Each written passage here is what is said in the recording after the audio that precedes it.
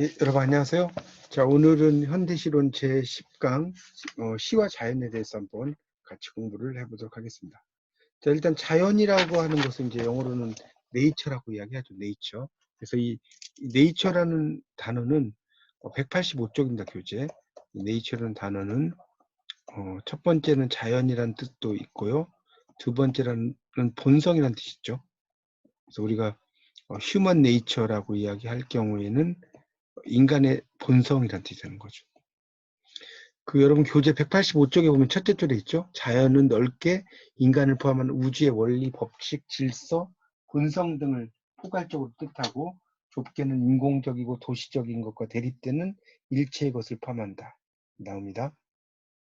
자, 그래서 밑에 보면 A, B, C가 나오죠. 그래서 인간을 둘러싸고 있는 전 우주, 단순한 개개의 자연 경관, 또 식물이나 동물과 같은 유기적 생명체. 유기적이라는 것은 긴밀하게 연결되어 있다는 거죠. 유기적이라는 말은 긴밀하게 연결된 이런 뜻을 갖고 있습니다. 그래서 그 다음 단락에 보면 이제 아리스토텔레스가 나왔죠. 이 아리스토텔레스. 그래서 이 아리스토텔레스는 어떤 이야기를 하냐면 신은 자연의 모방이다. 신은 자연의 모방이다. 자, 이런 이야기를 하죠. 그래서 그 시라고 하는 것은 자연을 가지고 이제 그 아름다움이라든가 이런 걸 노래한다는 뜻이겠죠. 자, 186쪽에 보시면 그래서 이제 동서양이 자연에 대해서 서로 다른 견해가 있다. 그러니까 우리가 천인 합일이냐 또 천인 분리냐 이런 게 있죠. 그래서 하늘과 땅이 합일이 됐다는 것은 동양의 어떤 자연관이고 분리가 됐다는 것은 서양의 이제 자연관이죠. 그러니까 동양은 이렇게 하늘이 이렇게 있으면 그 속에 이제 인이 있다는 것이고 서양은 천이 있고 인이 있다. 자, 이런 것이라고 볼 수가 있겠습니다. 자, 그래서 이제 이 고대 이 서양인들이 이런 그 자연에 대해서 신성이 깃들어 있다고 봤다는 것이고요. 그 두 번째 단락의 밑에서 넷째 줄을 보면 자연은 필연적으로 인간에게 위협의 근거다. 불안의 요소고 인간의 자연에 대한 정복과 지배는 필연적이다라는 관점이 도출됐다고 나와 있습니다. 자, 그래서 이제 187쪽의 두 번째 단락을 보시면 187쪽에 거기에 이제 보면 이 강호가도가 나오죠. 다섯째 줄에 강호가도. 강과 호수에서 도를 노래한다는 거죠. 이런 것이 그러니까 유유자적, 가는 삶, 또 아름다움 이런 것을 이야기한다고 볼 수가 있겠죠. 그리고 이제 사대부는 성리학적인 사고, 수기치인이란 말 들어보셨죠? 나를 닦고 다른 사람을 닦는 것, 가르치는 거죠. 수기친 그런 얘기도 나옵니다. 그러니까 이 강호가도라는 것은 강호에 머물면서 학문과 도덕을 닦는다 이렇게 볼 수가 있겠습니다. 자, 188쪽에 이왕의 도산 12곡이 나오죠. 청산은 어째서 망고에 푸르고 유수는 어찌하여 주야에 그치지 않느냐. 우리도 그치지 말아서 망고상청하리라. 아주 오랫동안 항상 푸르게 지는다는 의미로 이해하시면 되겠죠. 그러니까 이런 이왕이 대상으로 삼는 그런 그 자연은 감각에 의해서 포착되는 산이나 물이 아니고 불변의 영속성을 지닌 그런 형이상학적인 그런 관념의 상가물이라고 나오고 있습니다. 그래서 이제 그런 걸 이야기하고요. 그 다음에 이제 자연 현상, 현대적 양상이 189쪽에 나오죠. 그런 것들을 이제 노래한 시인이 바로 청록파 시인이라고 나오죠. 청록파. 그러니까 푸른 사슴이란 뜻인데, 청록은 대자연을 노는 사슴이죠. 그래서 거기에서 이제 박목월 시인의 청로루라는 시가 나오죠. 먼 산 청운사 낡은 기아집. 그러니까 먼 산 청운사 6, 낡은 기아집 5죠. 산은 자산 5, 봄눈 녹음이 5죠. 느릅나무 4죠. 속잎 피어가는 뭐 이거는 이제 6, 12굽이 5 이렇게 되겠죠. 청로루 맑은 눈에 이건 3, 4가 또 되겠고요. 도는 구름 2, 2가 되죠. 이게 보면 6, 5, 4, 3이 점점점 그 길이가 짧아지고 있다는 걸 알 수가 있죠.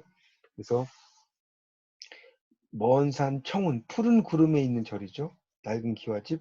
자하라는 것은 붉은 노을이죠. 봄눈이 녹으면 느릅나무 속잎 피어가는 12굽이 청루로 맑은 눈에 도는 구름 이렇게 나옵니다. 자, 박목원에 이제 윤사월이라는 시가 뒤에 있는데 송화가루 날리는 외딴 봉우리, 그다음에 윤사월 해가 길어서 꾀꼬리가 울면 산지기 외딴집 눈먼 처녀사, 어, 문설주에 귀 대이고 엿듣고 있다라고 나왔죠. 그래서 이제 이 시편들의 배경인 먼산 청운사, 자하산, 송화가루 날리는 외딴 봉우리. 자, 이게 바로 이제 일종의 실제 공간이 아니라 유토피아적인 어떤 공간이라는 것을 알 수가 있다는 거죠. 자연을 이야기했지만 유토피아적인 노래다라는 것을 볼 수가 있고 어떤 우리의 인간의 마음의 고향이라고 볼 수 있겠죠. 자, 191쪽에 박두진 나왔죠. 세 번째 줄. 박두진은 줄곧 자연을 자신의 관념이나 정서를 드러내는 근간으로 삼은 시인이다 라고 나옵니다. 그래서 이 박두진은 되게 기독교적인 어떤 관점의 시를 쓴 시인이죠. 그러니까 조지훈, 박두진, 박목월 이렇게 있죠. 청록파 시인 중에. 그래서 이 박두진은 이제 이런 그 자연을 이렇게 정서를 드러내는 근간으로 삼았다는 겁니다. 그래서 그가 추구한 자연은 환경으로서의 자연이나 문명 비판적 대안으로서의 자연이 아니고 정신과 이상을 구현하는 관념의 매개체 그리고 형식과 육체를 부여하는데 대상으로 나타난다고 볼 수가 있겠습니다. 그래서 박두진의 이제 항연이라고 하는 이제 시가 이제 밑에 있죠. 아랫돌이 다박솔 뭐 이렇게 시작되는 시가 있는데 이 시의 핵심 이미지 화염, 불길이죠. 화염은 미래지향적인 밝은 암시를 주는 소재다. 그래서 그것은 침묵으로 누워있는 무덤 속의 총루가 아니라 총루라는 건 일종의 뼈 같은 걸 이야기하는 거죠. 시소는 용기의 이미지를 띠는 활력의 매체다. 장차 너희 솟아난 봉우리에 엎드린 마루에 확확 치밀어 오를 화염에 대한 강렬한 기다림, 핀내를 잊은 여우, 이리 등속이 이런 걸 따라서 즐겁게 뛰노는 날 의미하는 거죠. 거기에 대한 기다림 이런 것을 이야기한다고 볼 수가 있겠습니다. 그런 내용으로 읽어보시고요. 그 다음에 조지훈이 나오죠. 그 밑에 무라일체의 생명적 자연관을 분명하게 보여주고 있다. 삼방이라는 시가 이제 나오고 있습니다. 조지훈 씨는 실제로 이제 불교 공부를 또 많이 하신 분이죠. 불교. 그래서 자연이 그의 동양 미학을 담는 그릇으로 기능했음을 알려주는 사례다. 대자연은 사물의 근본적인 원형으로서 여러 가지 의미를 실현하고 있다라고 나옵니다. 그래서 닫힌 사립에 꽃잎이 떨리노니 구름에 쌓인 집이 물소리도 스미노라 담비 맞고 난초 입은 새삼 추운데 볕바른 미닫이를 꿀벌이 스쳐간다. 바위는 제자리에 옴짝한 노니 푸른 이끼 입음이 자랑스러워라. 아스럼 흔들리는 소소리 바람. 고사리 새순이 도르르 말린다. 자, 이런 이야기죠. 그러니까 꽃잎이 떨리고 그것을 관조. 그러니까 먼 발치에서 바라보는 거. 이 관조죠. 193쪽에. 에서 시작되는 시라는 거죠. 그래서 이제 생명력의 절정, 그런 그 꽃잎 이런 것들에 대한 이야기가 쭉 나오고 있습니다. 그래서 거기 193쪽의 밑에서 넷째 줄 밑줄 치세요. 시인은 이 시를 통해 제2의 자연을 느림의 미학으로 창조했다. 느림의 미학을 동그라미 치시고, 그래서 박목월, 박두진, 조지원은 그러니까 각각 거기 각각이 1번이라고 쓰세요. 주체의 자연관념이 투사된 궁극적 원인으로서의 자연 이렇게 나왔죠. 그런 거. 그 다음에 역동적 생명의 원천으로서의 자연 나왔고요. 그러니까 여기 지금 각각 주체의 관념이 투사된 자연 이거는 박목월이겠죠. 그다음에 역동적 생명 원천 박두진이죠.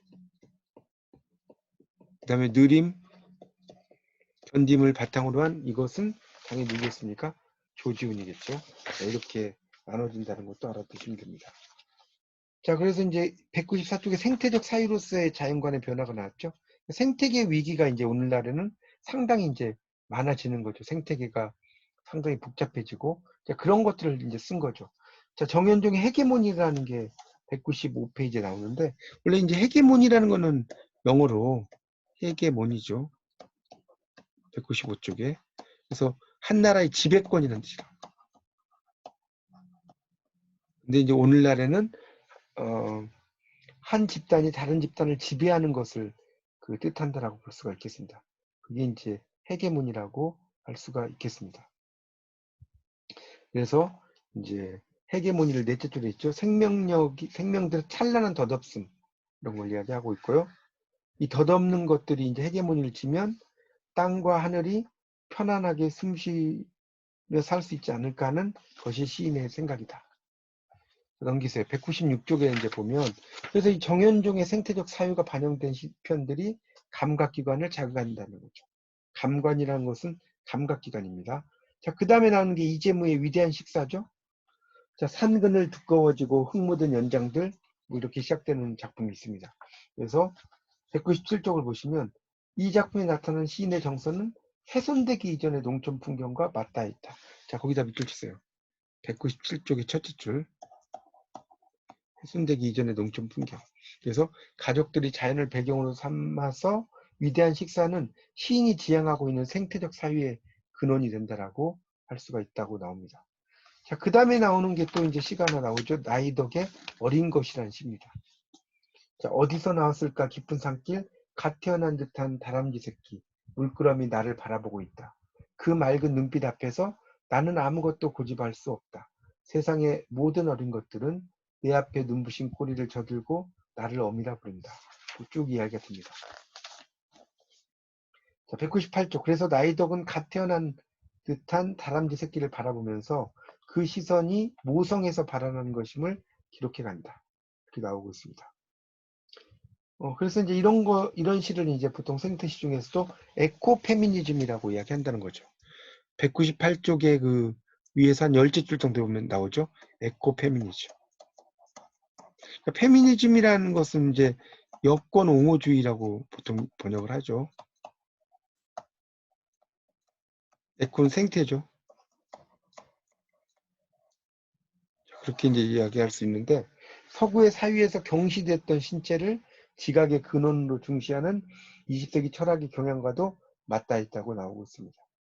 그래서 나이덕 시인 시편은 남성적 가치 속에서 파괴된 구체적 생명들에 주목해서 이제 모성, 이게 페미니즘이니까 당연히 모성의 회복이 되겠죠. 이걸 이야기한다는 거죠. 198쪽의 밑에서 한 6째 줄에 나오죠. 자, 그래서 이제 그런 작품들이 이제 에코페미니즘이다. 그래서 이렇게 그 자연을 나타내는 시가 생태시들이 이제 있다는 것이고, 자, 199쪽이 넷째 줄이죠. 우리 시사에서 자연 형상은 문명 비판, 애니미즘 맞죠? 이 애니미즘이라는 것은 물알론이죠. 모든 물체가 살아있다는 거죠.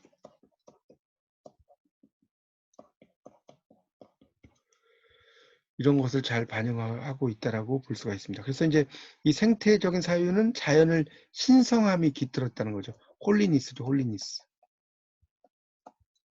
신성.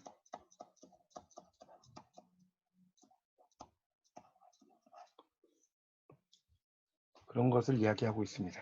여러분이 그래서 이런 걸 토대로 해서 여기 그 과에 나타난 시들을 꼼꼼히 보시면서 어떤 면에서 이제 자연을 의미하는지 이런 걸 잘 정리해 주시면 도움이 될 것 같습니다. 자, 이상 강의 마치겠습니다. 감사합니다.